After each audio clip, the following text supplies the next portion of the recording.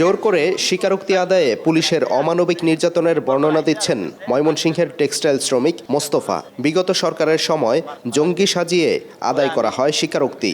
গুম করে রাখা হয় প্রায় ৩ মাস। দুদিন পর আইসে আর পুষছে আর জিজ্ঞাসা করছে তুমি জঙ্গি কিনা স্বীকার দাও হান এসে এগুলো আমার খেলে মারামারি করছে। পরে আমি কিছু কি বলবো, আমি মিথ্যা কথা করে আমার দরকার আছে, আমি তো জঙ্গি না আমি। পরে আমার এভাবে টর্চার করতে করতে করতে পরে প্রায় ৯৬ দিন আমার ঘুম রাখে। মানে অন্ধকার থাকে আমাদের একটা ঘরের ভিতরে আমার একাই রাখছে। কম্বল দিচ্ছে, ওই কম্বলের ভিতরে লেখা আছে র্যাব হেডকোয়ার্টার, মানে র্যাব 1 লেখা পাইছে, মানে কম্বলের কানির ভিতরে আর কি। এমন নির্যাতনের মূল ভিকটিম সে সময়ে বিরোধী দলে থাকা রাজনৈতিক দলের কর্মীরা। তারাও দেন নির্যাতনের বর্ণনা। ব্যাটারিতে ক্লিপ লাগায় না, এরকম ক্লিপ আর কি।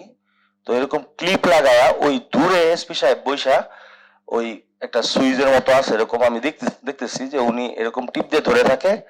যতক্ষণ পর্যন্ত আমি ওইটা সহ্য করতে পারি ততক্ষণ পর্যন্ত ওইটা ধরেই থাকে।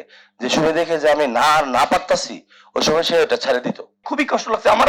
কোটামে পর্যন্ত বুট দিয়ে মানে একটা লাথি দিয়েছে, মানে এমন জুড়ে দিয়েছে, মানে আমি আমি যে চিৎকার করবো এই ভাষাটা আমার ওইখানে মানে ছিল না। পুলিশ বাহিনী আমাদের মানুষের সেবায় কাজে লাগে, কিন্তু ওনাদের আসলে একটু মানবিক হওয়া উচিত। মানবাধিকার সংস্থা অধিকার আয়োজিত ময়মনসিংহের এই আলোচনা সভায় ছিলেন জেলা পুলিশ ও প্রশাসনের কর্মকর্তারা। তবে কথা বলেননি তাদের কেউ।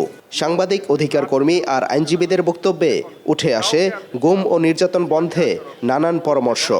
আসার বিষয় হচ্ছে যে পুলিশ নিজে বাদী হয়ে এখন পর্যন্ত কোনো মামলা করে নাই, যেটা ইতিপূর্বে একটা কালচার ছিল যে পুলিশকে ব্যবহার করতো ওই স্বৈরাচারী সরকার।